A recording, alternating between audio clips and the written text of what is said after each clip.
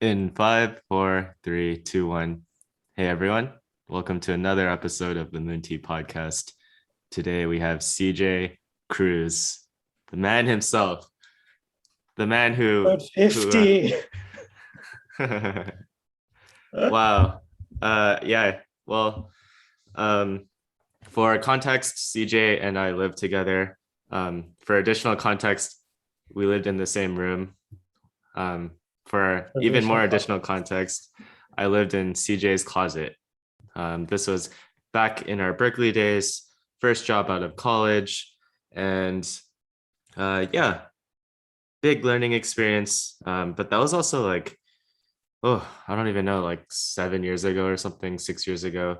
And Hugh also lived in Berkeley with us, so the three of us hung out. In their other closet. No, I'm just kidding. The other closet. And yeah, it's been a few years. How are you doing, CJ? Good to see you, and congrats on hitting this episode number for the billions and billions of listeners. Episode 50. We invited CJ on, and CJ was like, I want to be on a meaningful episode. Like, we're gonna have you on the 50th. Perfect. So here we are. Can't believe it. Hey CJ, do you mind introducing yourself to our 7 or 8 listeners? 8 billion listeners in the future. Hi everyone. Hi John. Hi Hugh. So lovely to see your faces again. My name is CJ. I was John's batchmate from Oxy. We graduated both in 2014. Fellow Koru participant, I don't think in the same program with either of you, but we were all in that world in similar times. And yeah, I say my mission in life is to create joy, and that's what CJ stands for. So I'll leave it at that at the intro. Bam. What's that? That's actually amazing. Dude, what have you been up to? CJ was an amazing and is an amazing friend. We haven't stayed in the deepest of contact, but hey, we talk here and there. And I honestly, every single time I hear what CJ's up to, it's always been an adventure and really quite exciting. So always interesting stuff. I'm kind of curious, is there anything, life updates? What do we want to talk about today? But it's about you, CJ. I want to learn more. Yeah, I know. So I don't really know what y'all do on these chats. I was just like, sure, Hugh. When Hugh randomly called me and I was like, oh, you called me for my birthday. And he's like, it's your birthday?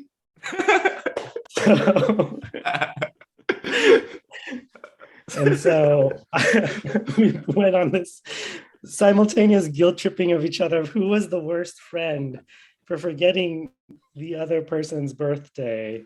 And so I put Hugh's birthday's coming up, I think. I have to look at my calendar, but I put his birthday in my calendar to remind me. It's 7 days from now. Yeah. Very cool. I have it memorized. Well, amazing. Okay, what was the original question? So the podcast is about craft, community, building meaningful careers. We basically talk about anything and everything as well from that. But I think it's really been fun times, kind of just talking about with anybody that we bring on things that are of interest in those subjects. So, they can really meander from talking about. So I think, I don't know if John knows, I think you know because we just recently talked, but I moved to Austin, got a house here last year in 2021. So I've been settling in as a homeowner with, I also just recently adopted a second dog, Chance. So Chewy now has a younger brother. I think both of you met Chewy since I had him as my college graduation gift from my mom, and he lived with me on campus for part of my last semester. And that was kind of like my little secret, but everybody knew about Chewy. Let's see. I currently work for a startup as a senior manager of demand generation, doing marketing. The startup is really cool. It's called Slate. It helps empower social media teams at brands. So a lot of teams across the NFL, NBA, international leagues, English Premier League and stuff use our app to help them create social media content. And that's been a fun journey of helping them build and expand their market. I've only been with them for a few months, but as it goes in startup life, you wear many hats and it feels like a long time, but it's been great so far.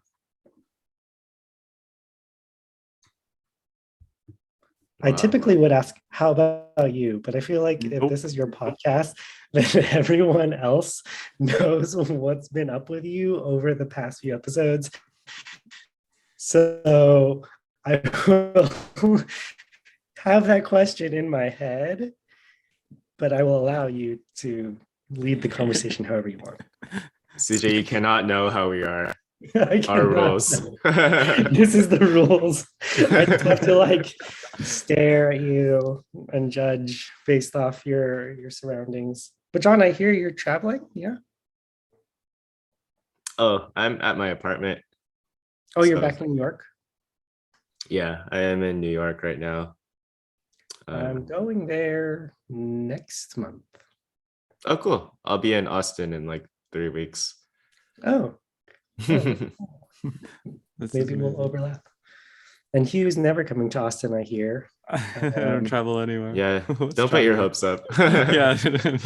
No, bad. I just know he has a personal vendetta against Austin for stealing all his friends. And New York. And New York. And Seattle. And Texas. Just everywhere except Arizona. Every big city other than Arizona. But with that, it's okay. I hang out with Hugh's friends that he introduced me to. I literally hang out with. I hung out with you yesterday. So thanks, Hugh. Thumbs You're welcome. up. Multi podcast, bringing people together. But yeah, tell me more. All right, craft, building meaningful careers, demand generation, marketing. What does that mean?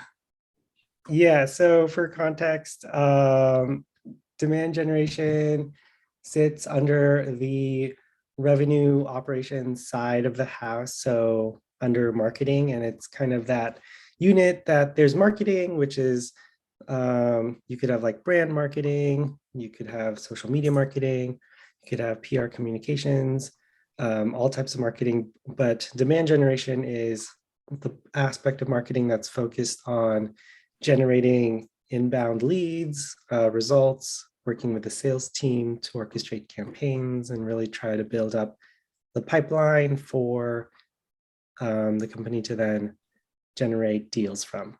So it's pretty much trying to engineer the lead flow, curate that, what we call like prospect or buyer journey, and create the different levers and systems to put together a pathway for prospects and people who might not know about the organization or the company to learn, kind of go on their own adventure, and then eventually convert through some sort of lead magnet or lead generation. And then we reach out to them and nurture them until they're ready for sales. I love that. So you said you worked for like a lot of your partner companies or say NFL based teams or other type of big companies like that. Are you working on like marketing, creating creative content that then creates funnels to direct new possible clients or customers to their funnel pipelines? Or it's for the like the platform itself. So it's a content creation like app. There's a mobile app and then a web platform as well. And so using those two together really helps streamline that creation process, because oftentimes teams have to have like they have a social media manager or content creator, and then they also have someone on the back end for creating like the more like robust graphic designs. And so by using our tool, they can leverage their own brand fonts, logos, colors, stickers, rather than what's just already natively available to anyone on like Instagram or TikTok or whatever social media app you're using. Amazing. Yeah. Amazing. So in the context of Moon Tea, and this is not a paid advertisement, how does a brand that is, oh, we're not very, just say we were even further on and had actual materials, would that be something that this tool would be supportive of? Creating Instagram, a lot of social media content, right? Potentially could be, but Oh. just really helps with a lot of like, especially brands that have a huge volume of social media posts or live score updates or a big use cases at live events. So if there's a lot of content being captured, a great score update or a good play, and then you want to create a social post about it using your brand logo or fonts or colors or templates or filters, then you could do that. Cool. Amazing. Yeah. This is cool because when CJ and I lived together, CJ was at a company called Lending Club and was working on like a customer facing like onboarding role. And it's interesting to see you go from there to where you are now, which is like similar capacity in that you're acquiring customers for a company. But, and I don't know too much about marketing and all of that, but you know, you're probably a lot more of an expert on the tools, on how to brand, how to run campaigns, all that kind of stuff. So yeah, good to see you moving up. My follow-up question has to do with like, did you see yourself working on the kind of work that you're doing, like when you did your first job out of college? And like, how do you think about if you want to be really intentional about your career? Like how do you think about that kind of stuff? Yeah, good question. John always has the good questions. I remember in college, you would always come up to people and kind of just ask this like question out of the blue, and everyone would be like, huh, I haven't thought about that. I love that. And yeah, I think, we only have this one life, and just like you want to do something that falls within that gap of, or that space of something that is meaningful work, adds value, you make money off of it, and you could find joy in it. And for me, marketing kind of, I didn't go out into the world being like, oh yes, I want to do marketing. I studied economics. I thought I was going to, run a lot of spreadsheets and do like analyst type of work. And I tried that when I was at Lending Club and did underwriting, and, had to figure out if, XYZ person gets a loan or not based off of all these risk factors. And that to me was so boring. And I realized, okay, I can't do this. I don't like doing this. And I wanted to do something that I felt I could have more creativity in, and at the same time like leverage some of that like more hard science data analytics side that I had developed with the econ degree and such. That marketing kind of ended up being that place where I found I could be both like project management, creative, apply creativity, and also like have some sort of like rigor and create or make data backed decisions just based off of looking at what was working, what was not. And in marketing, you don't always know the answer to what you're doing. A lot of it is creating tests, seeing what works, iterating, and then moving on, whether it's changing copy, design graphic, updating the audience, or figuring out who you're going after and what really resonates with them at that moment of their buying decision process. And so it's like the combination of like art and science. And it wasn't something that I was like, oh yeah, I want to be like a marketer, but it's kind of become something that I've found a lot of joy in doing, and find myself constantly wanting to learn more and more each time. And you can never be a quote unquote expert in marketing because the tools change, the strategies change. You get dogs that bark, and you have to handle, situations that come unexpectedly. Facebook could shut down, channels, come and they leave. So you just have to be nimble and adapt and always have a growth learning mindset, which I think, as fellow Korus, we've all developed. That's funny that you mentioned Koro, because the company no longer exists. It no longer exists, but the spirit of it does. But I'm with you, CJ. I really enjoyed the program. Like I had a fun time, and great way. It was a great way to have some sort of community in a new city. Yeah, for sure. And I remember living in the Bay Area, like we were all trying to figure out ourselves. It was a time of like growth. And I think we could all speak to the fact that we were all, struggling. We all just graduated college. We all were just like, I don't know if we could curse on here, but like, what the heck can we do? What are we doing? Like, what's our meaning and purpose in life? And we have all these existential questions. Meanwhile, we're like, trying to like afford a rent for a closet space that is outrageous. We're trying to like, do so much figuring out with so little resources that it created this atmosphere of like, okay, I gotta do something. And especially in the Bay Area. And I think maybe this speaks to like that mindset community level. Like I was very focused on, how do I be a go-getter, get myself involved, be plugged into like almost everything and anything that interests me, and go full force. And at the time I had the energy, but I definitely did experience some burnout. And there was a lot of life lessons that I've learned about myself and about my career since that time in my life, where you don't have to go out and do everything all at once, but you could be more selective and choose like what aligns more with who you are and what your values are, more importantly. Hugh, did you know that CJ was the like the local Toastmasters, like I don't know what it is, but like vice president or like head honcho? And No, I I wasn't the didn't head know. honcho. I was just involved in that area thing within the Bay Area. Yeah. That's amazing.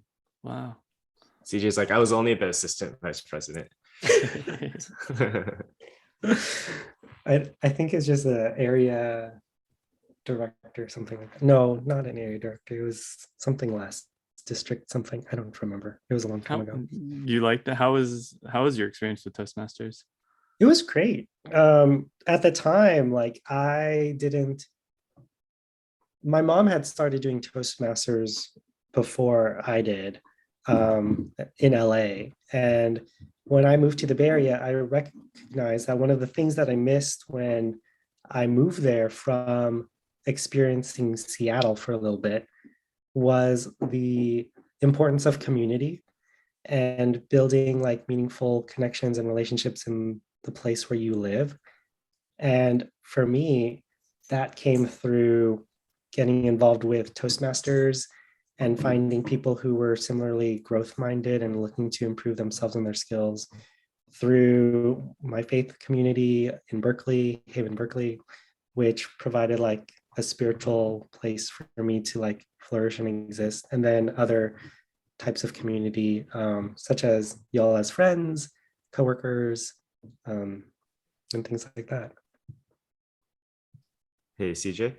Yeah. So I know you've lived in a bunch of places. since college? I know you were in Minnesota for a while, right? I was in You were Minnesota. you were probably lived in like 7 different other places in between. Um, so how did you like moving around? Uh, and yeah, why did you end up buying a house? Feel like now you're kind of stuck in Austin now. I mean, not a bad place to be, but Mhm. that's a different. Yeah, it's harder to just like pack your bags and go out, like go somewhere else. I guess you could rent it out, but then now you have like this thing, Mhm. this house thing in the back of your mind. So like, Yeah, yeah. yeah, what's the story behind that? Sure. The story behind it was I don't remember where I read it, but it was like, when you're in your 20s, just go and do. Like you don't need to have everything figured out.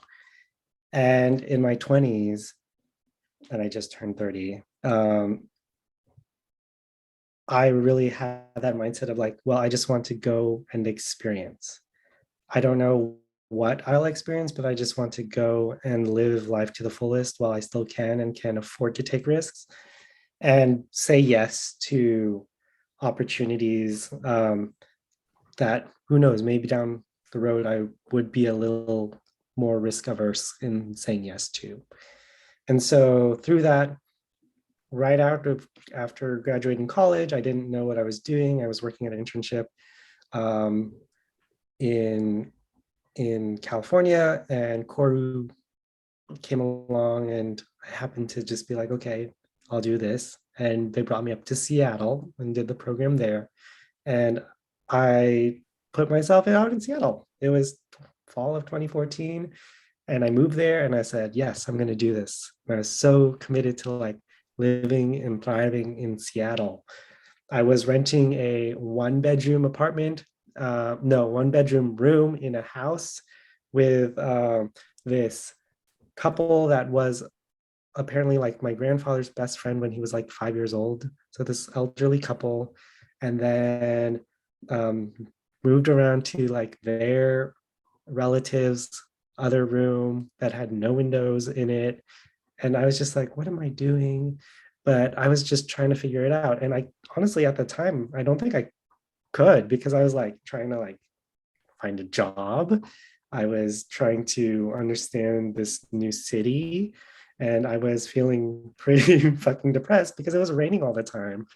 And it was this season of just like, okay, well, this didn't work. What else could? And so I went back home um, to kind of reset and applied to other jobs. Eventually got one in the Bay Area at Lending Club, and that's around the same time, John, you were looking to move there too for your job. And it was another chapter in what I would think of as like a long epic adventure. And so I was like, okay, sure, the Bay Area next. And I experienced it, lived in Berkeley with John across Ashby's BART station. We had jam sessions all the time. Um, John lived in my closet. We had 2 other roommates who lived with us in this tiny space. John eventually, I think, moved to like the bigger room and had this giant whiteboard that he used as a door, which was great.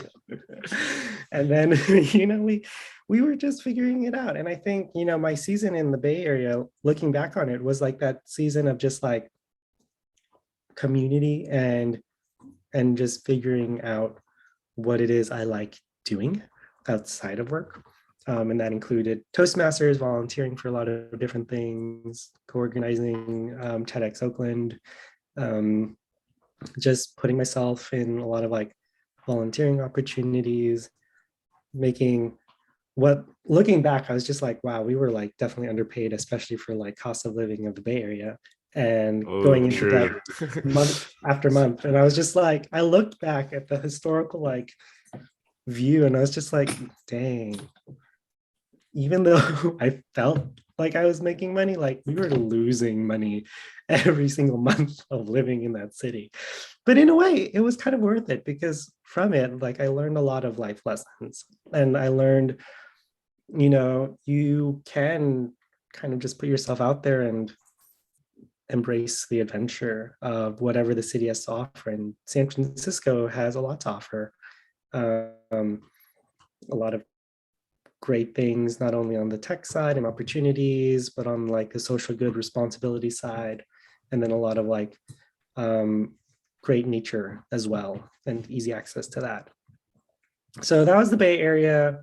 After the Bay Area, I was living in Oakland, and John and my mutual friend from college called me up and was like, hey, I need help, doing this spreadsheet thing. And can you help me? And I was like, sure, I can.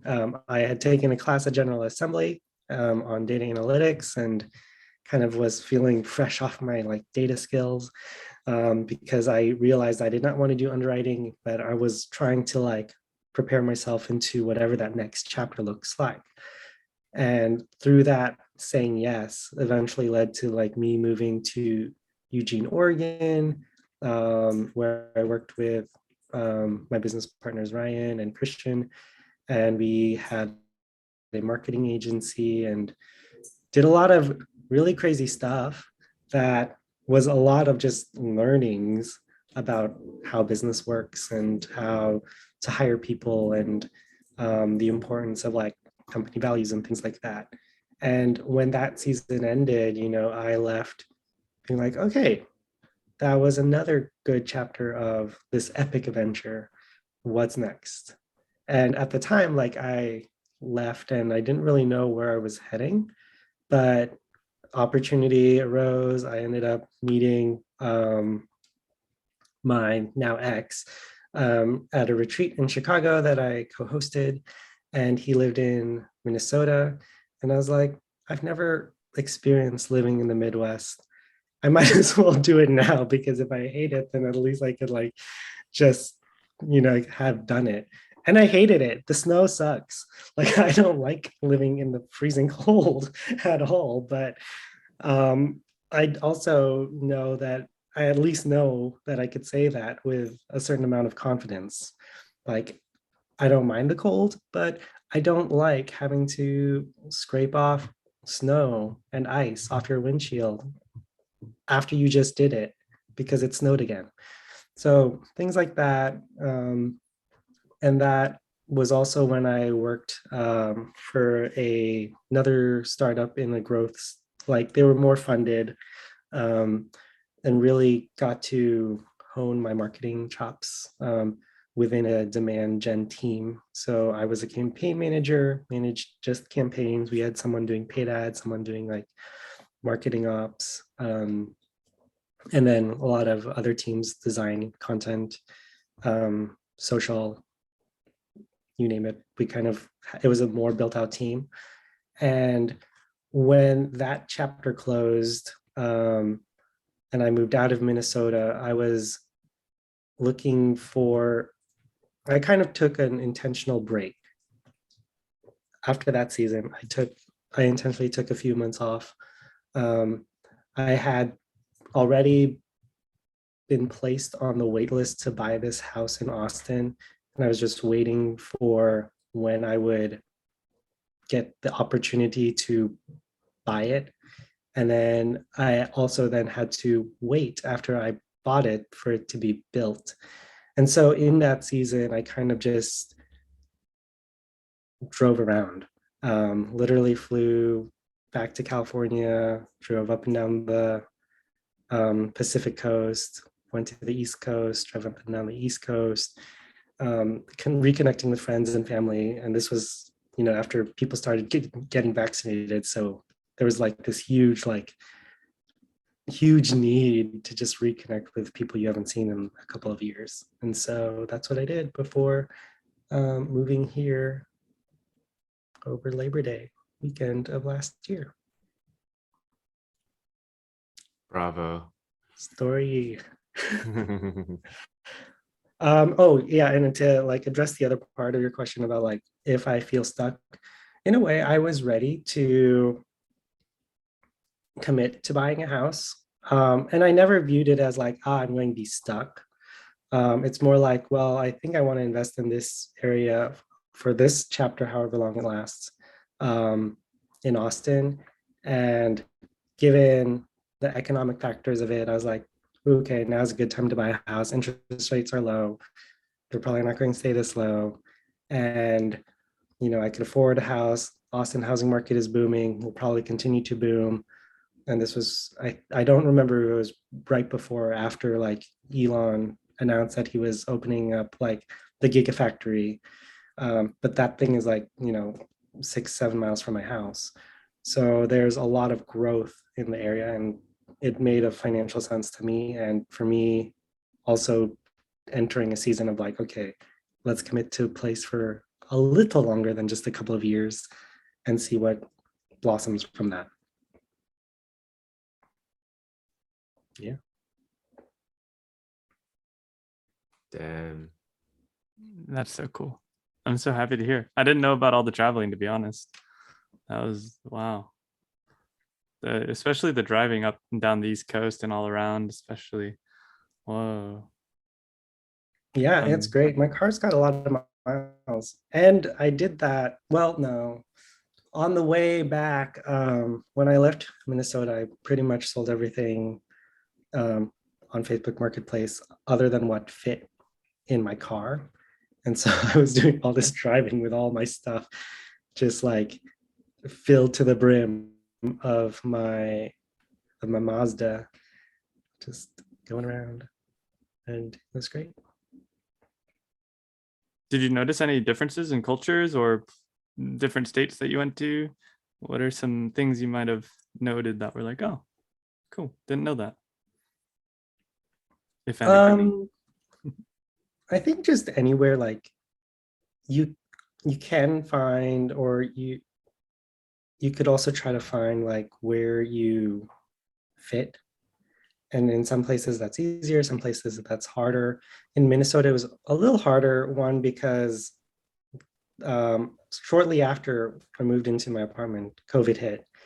And I was just getting to know my coworkers, who we then transitioned to remote work. And it was me and my boyfriend at the time, and we were just like living in this apartment space. And it was, cold during the winter, and then COVID hit, and then it was cold again, and then it was just a lot of spending time without the physical community. We did have our COVID pod of friends, however you want to call it. So there was a little bit of that, but there was still this missing aspect of I need people.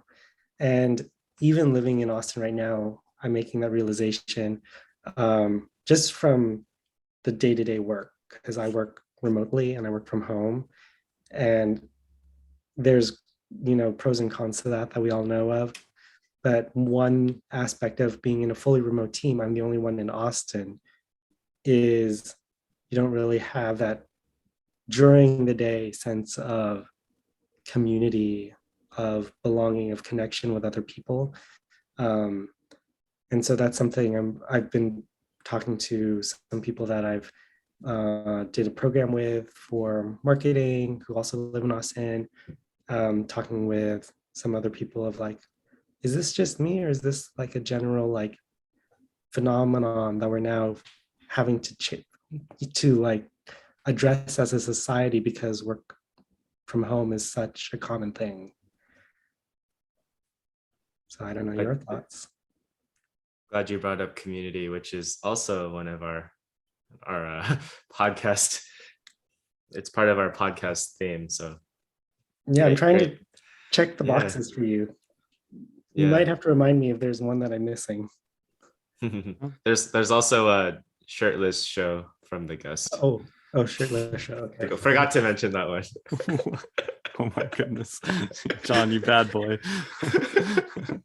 That's amazing. But yeah, craft community shirtless more often than you'd probably want to. Okay, John. Goodness. This is I'm sure that you're like, hey, I need clothes to my closet. Cool. Hugh?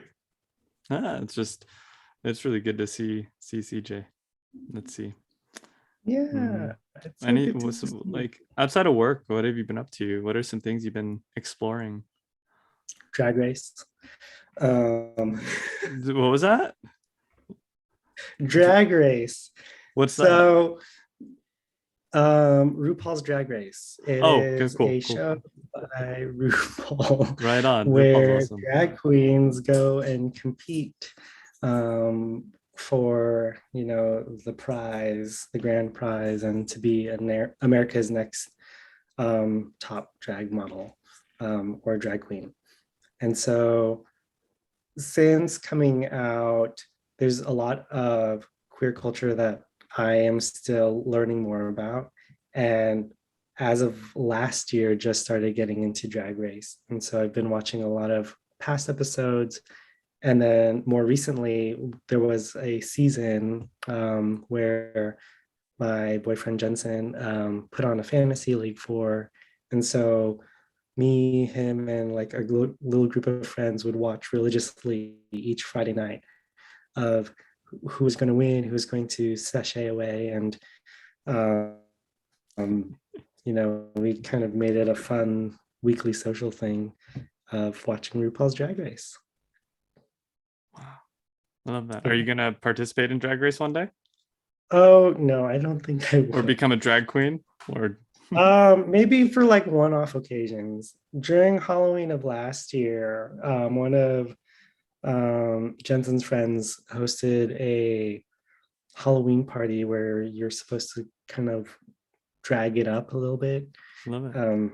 So I tried going as Baby Spice from the Spice Girls. This is great. Okay, Yeah. this is how you get started.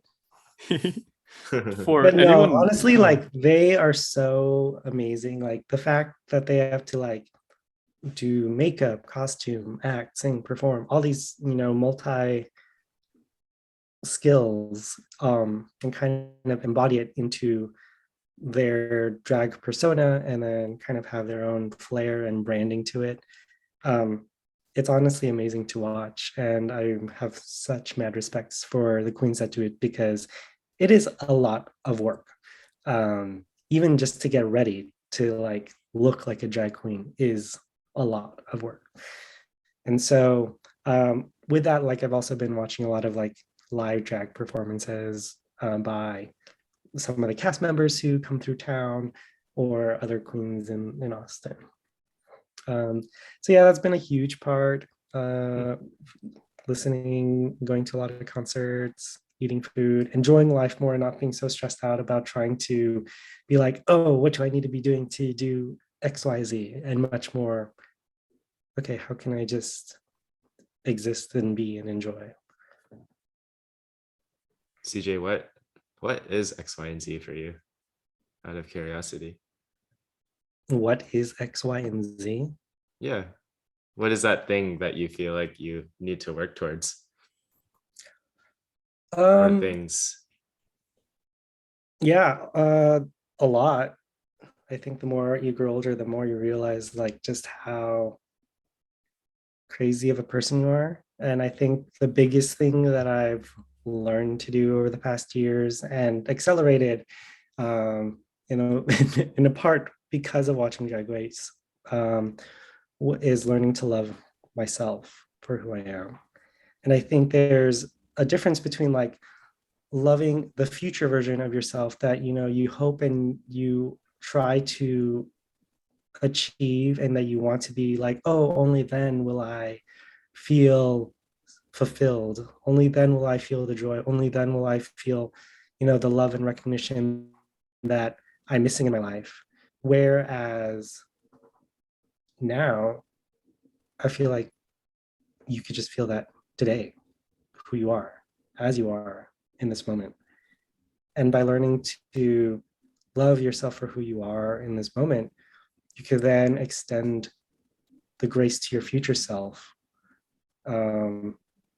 to fuck up and to move on and learn because you've already kind of hit it and it doesn't matter what happens in the future.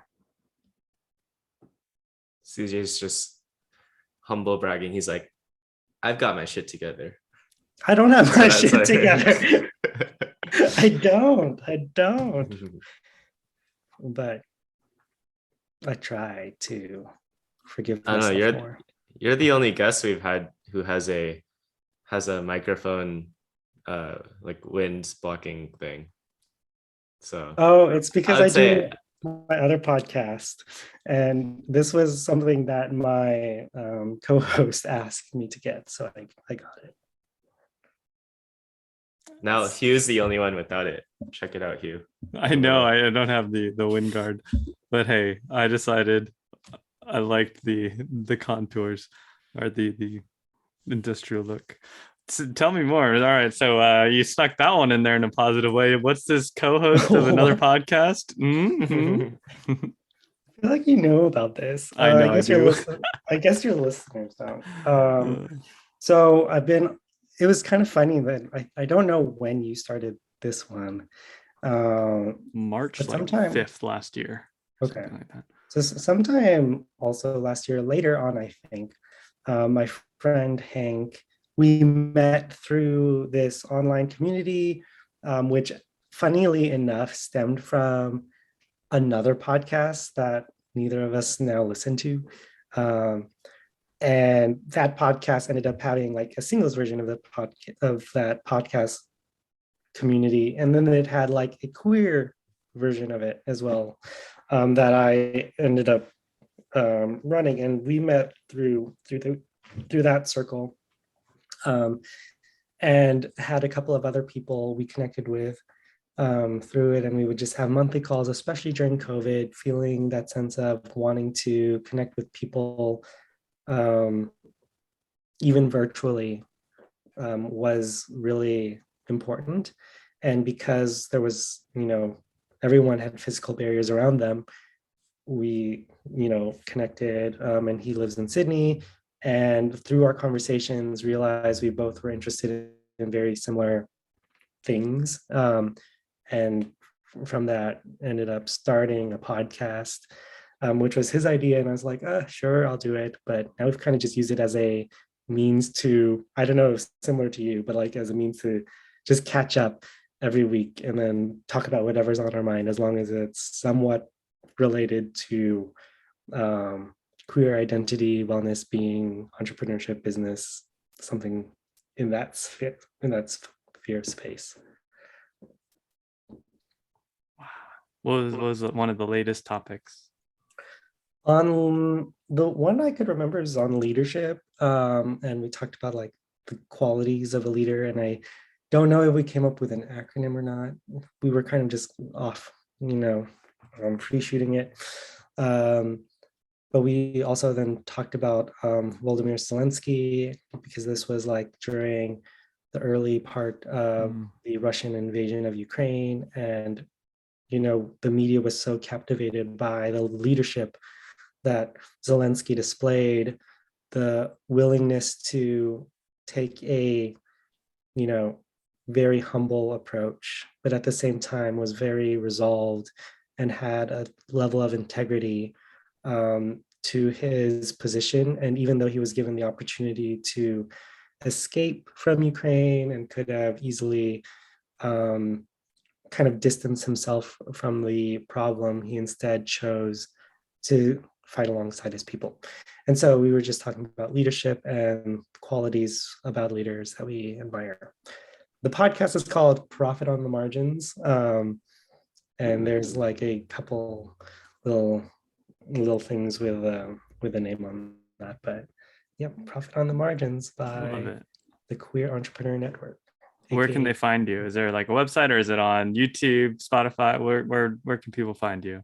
And I think if it's on like Spotify, anywhere you could get a podcast, and our website is called queerentrepreneur.com.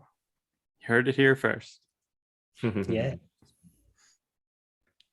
This is actually the first time I've like been a guest on a podcast. So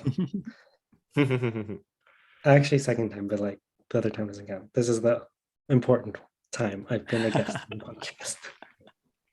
First legit podcast. First legit podcast. So legit.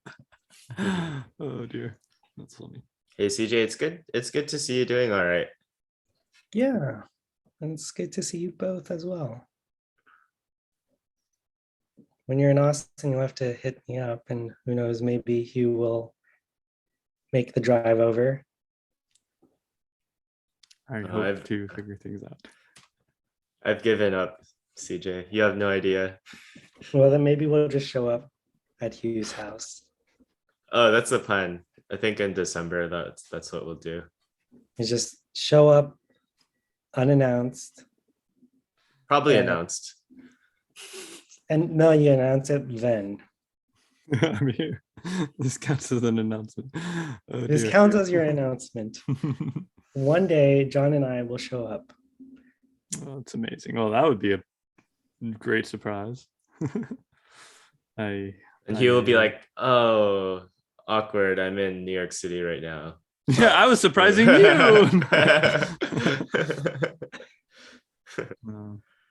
But yeah, I'll be in New York next month.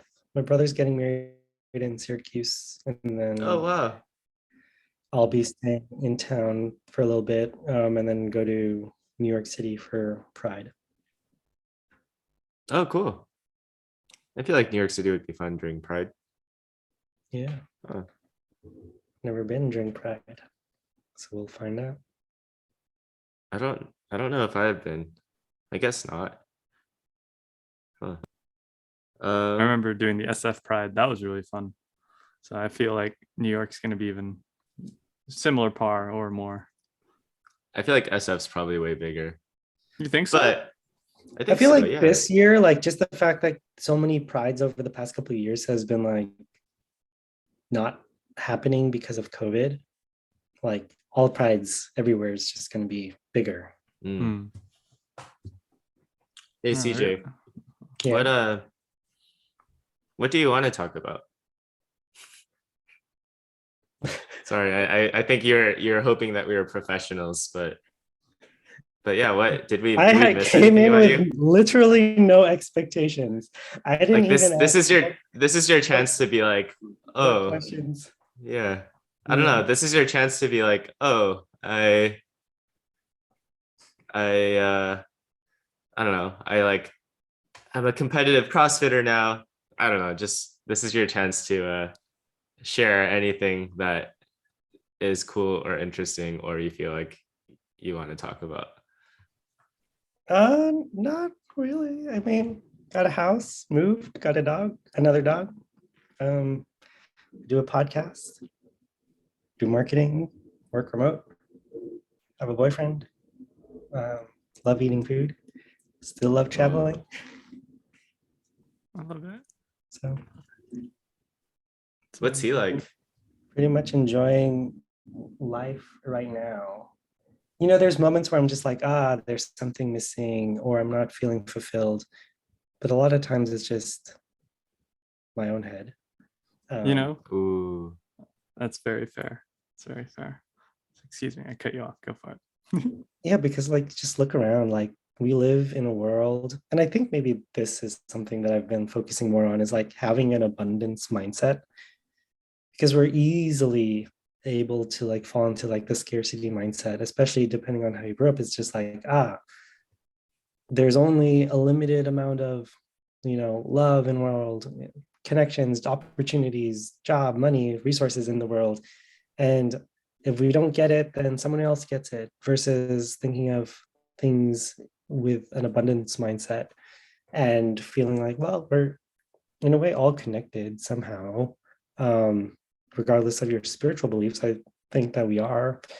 And by attuning ourselves to that, like you could feel more free, because you're just like, this is a shared experience of us in our fleshy bodies going through this world, trying to make meaning out of our existence.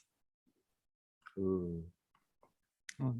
To piggyback off of John, regarding all of that, but also in a partnership context, what are some traits that you found that you look for or appreciate in a partner? dating partner, by the way. Or I don't know, Hugh, if you're talking about co-host, podcast co-host partner. Sometimes I feel like we need to clarify.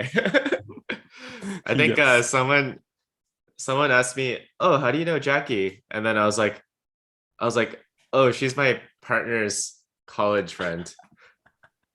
And then this person was just very confused because that person was like, "Wait, I thought you what?" I'm like, "Oh, podcast co-host partner. My bad. You're my partner. Don't forget." Okay, sorry for I'm the honored. tangent. That brings back funny memories.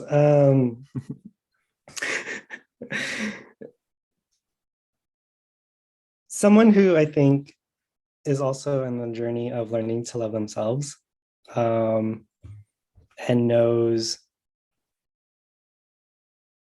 where they end and where you start, in the sense of like, honestly, I used to be like, yes, they're all, well, first, okay, let's take a huge step back. For the longest time, I didn't think I would ever be in a place in my life where I could even think about having a partner or a boyfriend. Unlike John, who was living in a physical closet, I was living in the closet, within regards to my identity for a long time. I didn't come out until the very end of college. And I think one of the first few times I came out to a mass group of people, I don't remember if you were there at SummerCon, John, was like with an university Bible study group in a summer retreat. And I was just like, well, if this group of people is going to reject me, at least I won't have to see them because we're all leaving college. But ever since kind of like those days, a lot of my journey has been like learning to be a good, in a way, partner to myself, and learning to love and accept me for who I am and how I exist in this world. And I felt that unless I could be able to do that first, I could not be the partner that I'd want myself to be for whoever else. And through that journey, learned a lot, figured out things that I like and I don't like just by spending a lot of time just alone. And then when I was in my first relationships, it was figuring out, okay, now in relation to another person, what are some of the values that I feel are important, that are shared values within a context of a relationship? And what are like things and interests and hobbies that we don't need to share, but can enjoy the other person like pursuing? And how can you be supportive of the other person doing that? And ultimately, I think there's a sense of like finding someone who's on the journey of loving themselves, growing and improving, and then also someone who shares similar values to you. Beautiful. Beautiful. Yeah. What about like on a communication lens? We can go on for hours about this, but I'm just curious, is like, how have you found growing and nurturing communication to be for you regarding yourself and growing a partnership or a boyfriend, girlfriend, whatever you all people call them different things? Yeah. Obviously it's a cliche, but it's so true. Like communication and understanding people's communication style is important. You don't always necessarily need to be on the same page, but at least you should be aware of the other person's like communication style and how they communicate, and seek to like understand that and show up in honoring how that person wants to be communicated with, needs to be communicated with, and that person vice versa should honor you in the same way as well. And I think by continuing to choose to honor that communication, however it may be, is important. And so it's just so essential. And I can like look back on whether it's friendships or, tough relationships with my parents, relationships with, other partners.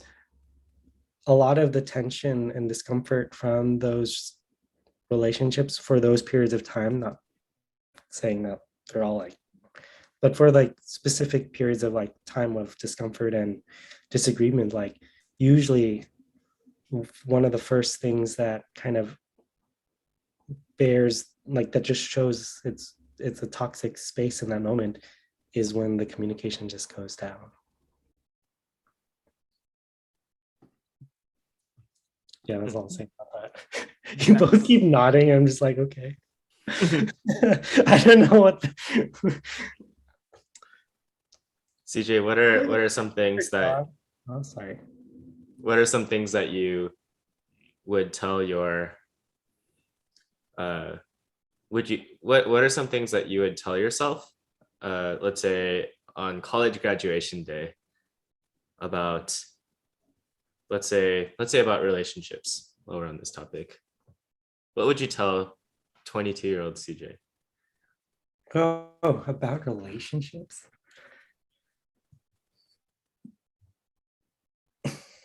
You don't know shit.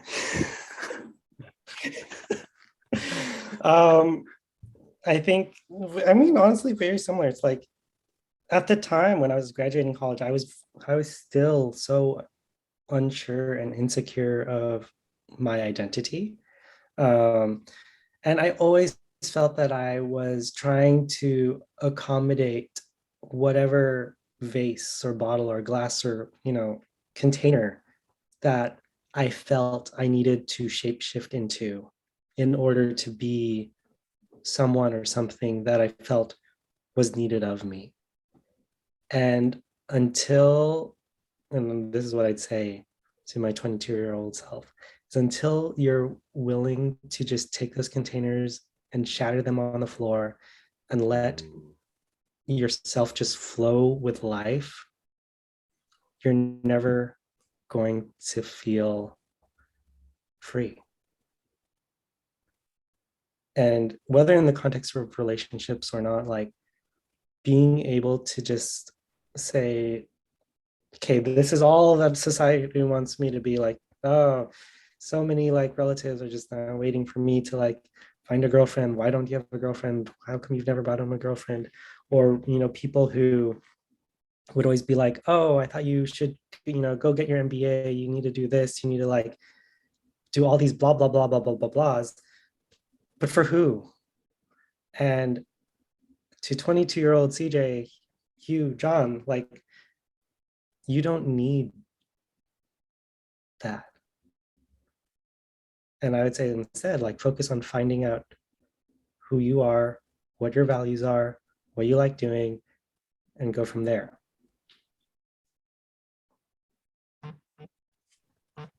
Mic drop. Yay. Cool. Well, now that we're sort of close to the end of the hour, we like to ask all our guests. So I'll preface this with saying all of this has been wisdom. CJ has just been wisdom after wisdom. Oh, no. But if you have any final parting thoughts and any final words of wisdom, for our 6 to 7 listeners, now's your chance. Also, if you want to promote something, you can also promote it to our 6 or 7 listeners. Whatever you want. To the listeners, if you ever get the chance to meet Jon and Hugh, do it. Do you remember the day that we all walked down and we're like, Jon is beatboxing, we were like jamming out? And that's what I was going to ask earlier when like there was the cross feed. I was just like, I am half expecting Jon to just break out in beatbox. Any moment in this podcast. I think we need an outro with that, and we'll do an outro like that. Drop the beat, Jon. I've forgotten how to do it. It's such a shame. He's getting shy. You lose it.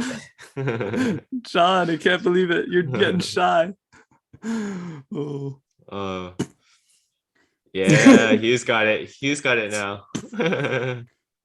Thanks for tuning in to another episode of the Moon Tea Podcast. Hey, John, I need a beat.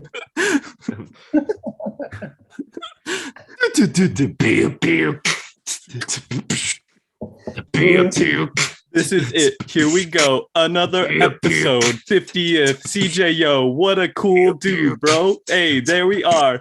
Talking about crap, community, building meaningful careers.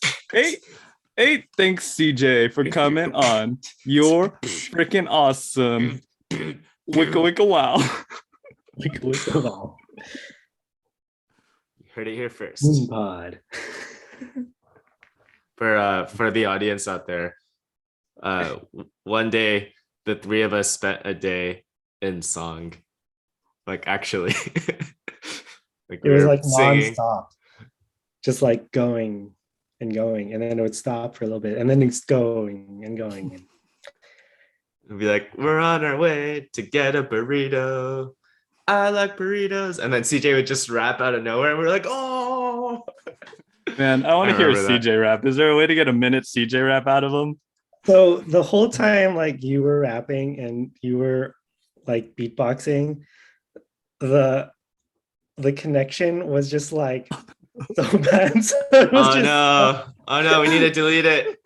So that's why I was just like, oh, I cannot hop into this, because if I'm up, like just adding the third layer of me, it's just gonna be like, wow, maybe I shouldn't meet John and Hugh. The three of us are like across the country with different internet speeds, and then our listeners are just like, dude, I think I'd rather listen to like Spotify or something. If I wanted music, I would turn on something else. Anyways, it's so good to see you two, and I'm glad that we could reconnect and stay connected in spite of the adventures that life has brought each of us, and where life has brought each of us. You heard it here first. See you, everybody.